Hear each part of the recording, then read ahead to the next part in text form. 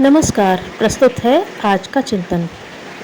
मनुष्य जीवन का निर्माण ही कुछ इस प्रकार हुआ है कि वह न तो अपने आप में पूर्ण है और न सर्वथा आत्मनिर्भर। हम सबको अपनी जीवन यात्रा पूरी करने के लिए एक दूसरे के सहयोग एवं सहायता की आवश्यकता होती है। अकेले एकाकी जीवन चला लेना हमारे किसी के लिए संभव नहीं है। हमारे जीवन का आधार हमारी सामूहिक भावना ही है। इसी भावना के बल पर मानवों की उन्नति और मानव सभ्यता का विकास हुआ है। यदि यही सामूहिक भावना न रही होती, सहायता, सहयोग और पारस्परिकता का अभाव रहा होता, तो हम आज अपने को जिस उन्नत दशा में पा रहे हैं उसमें न देखते, बल्कि अन्य पशुओं की भांति ही असंस्कृत तथा असभ्य जीवन यापन कर रहे होते। हम में यथार्थ मनुष्यता का विकास सहयोग एवं सामूहिक भावना के आधार पर ही हुआ है और पुनः इसको सुरक्षित एवं विकासशील रखने के लिए इसी आधार को दृढ़ तथा स्थायी बनाना होगा। आज हम मनुष्य को जिस सुख सुविधापूर्ण व्यवस्थित जीवन में देख रहे हैं, उसका सारा श्रेय उसकी उस सामूहिक एवं परस्पर सहयोग की भावना को ही है। मनुष्य ने इस उबड़ खाबड़ धरती को अपने निवास के योग्य बनाया है। बड़े बड़े पर्वतों, जंगलों और सागरों में घुसकर जीवन निर्वाह के साधन खोज निकाले हैं। कृषि और उद्योग धंधों का जो विकास किया है, वह क्या एक एक करके किन्हीं अकेले मनुष्यों ने किया है? नहीं, निश्चित रूप से नहीं। यह उसकी वह सामूहिक एवं सामाजिक चेतना ही थी जिसको आधार बनाकर वह जीवन पथ पर आगे बढ़ा। जिस प्रकार आदिम युग में सामूहिक भावना की आवश्यकता थी, वैसे ही इस विकसित युग में भी उसकी आवश्यकता है। यह बड़े बड़े कारोबार, कल कारखाने, बड़ी बड़ी योजनाएं और बड़े बड़े निर्माण क्या बिना सहयोग के चल सकते हैं? संसार की वर्तमान व्यवस्था और उपस्थित उपलब्धियां तब तक ही ठहरी हुई हैं जब तक संसार में सामाजिक चेतना का महत्व बना हुआ है। जिस दिन इस चेतना का सर्वथा अभाव हो जाएगा, वह पूरा भरा पूरा और चमकता दमकता संसार बिगड़ जाएगा और मनुष्य फिर उसी आदिम अवस्था में जा पहुंचेगा।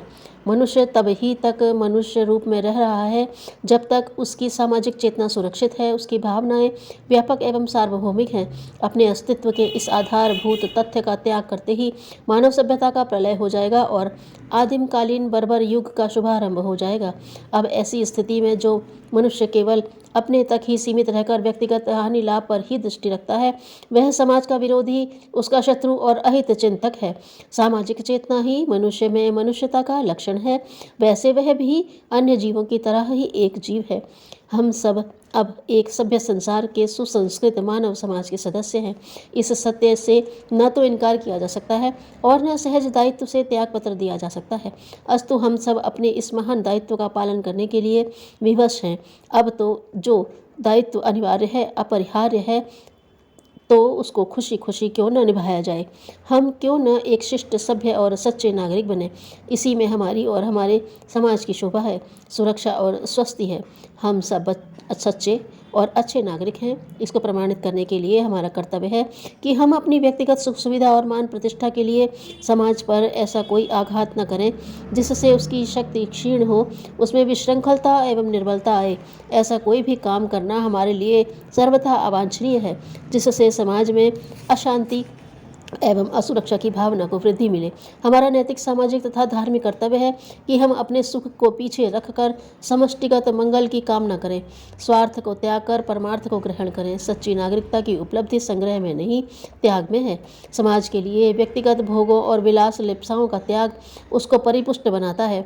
हमारे सामने सर टॉमस रो जैसे न जाने कितने समाज हितैषियों के उदाहरण मौजूद हैं जिन्होंने समाज हित के लिए व्यक्तिगत लाभों को रंच मात्र भी महत्व नहीं दिया। सर टॉमस रो अपने देश का सच्चा और अच्छा नागरिक था, इसलिए कि उसने अपने लाभ को पीछे रखकर पूरे समाज का हित चाहा और किया। अवश्य ही उसने सोचा होगा कि कोई जमीन जायदाद अथवा संपदा मांग लेने पर केवल एक उसका ही जीवन सुखी हो सकता है, जिसको कुछ दिन भोगने के बाद उसे छोड़ना ही पड़ेगा। और यदि वह किसी सार्वजनिक हित की मांग करता है तो उससे उसके संपूर्ण समाज को लाभ होगा। मेरे एक अकेले के बजाय हजारों का जीवन सुखी हो जाएगा और फिर सबके हित में उसका हित भी तो निहित है। अपने पूरे समाज के साथ वह भी तो सुखी होगा। कितना दिव्य और कितना दूरदर्शी विचार था उसका। उसके व्यक्तिगत सुख के उस त्याग ने उसके सारे देश को सुखी एवं संपन्न बना दिया। किसी अच्छे और सच्चे नागरिक का यही तो लक्षण होता है कि वह अपने संकीर्ण लाभ का त्याग कर हित की दृष्टि से सोचता और आचरण करता है। धन्य है ऐसे जनहितैषी मनुष्य। अध्यात्मवाद और क्या है? अपने व्यक्तिगत लाभ को सार्वजनिक हित पर बलिदान कर देना ही अध्यात्मवाद की सही परिभाषा है। पूजा पाठ, योग, ध्यान अथवा व्यक्तिगत मोक्ष मुक्ति के लिए साधना करते रहना ही अध्यात्म नहीं है। सच्चा अध्यात्म है अपने सारे गुणों, सारी उपलब्धियों और सारी संपदाओं को सामाजिक हित पर न्यौछावर कर देना। जो लोग व्यक्तिगत मुक्ति, स्वर्ग और रिद्धि सिद्धि में की साधना में लगे हैं और कहते हैं कि वे अध्यात्मवादी हैं, वे झूठ बोलते हैं और किसी प्रकार भी विश्वास करने योग्य नहीं हैं। जिसमें परोपकार, परमार्थ और सामूहिक चेतना का अभाव है, वह कितना ही बड़ा सिद्ध योगी और तपस्वी क्यों न हो, सच्चा अध्यात्मवादी नहीं माना जा सकता। स्वार्थ आखिर स्वार्थ ही है, फिर वह कितना ही ऊंचा क्यों न हो। ऐसे ही व्यक्तिगत मोक्ष, रिद्धि एवं सिद्धि के लोभी अध्यात्मवादियों ने इस एक मानव संसार को विभिन्न भागों, वर्गों, संप्रदायों और जातियों में बांट दिया है। अपनी व्यक्तिगत पूजा प्रतिष्ठा के लिए जिन धर्मात्माओं ने मानव समाज को छोटे छोटे दायरों में बांट रखा है, धर्म, राष्ट्र अथवा सभ्यता, संस्कृति के नाम पर मानवता का विभाजन कर डाला है, वे अपने में कितने ही बड़े धर्मात्मा क्यों न बने, किंतु वास्तव में वे हैं पूरे मनुष्य भी नहीं।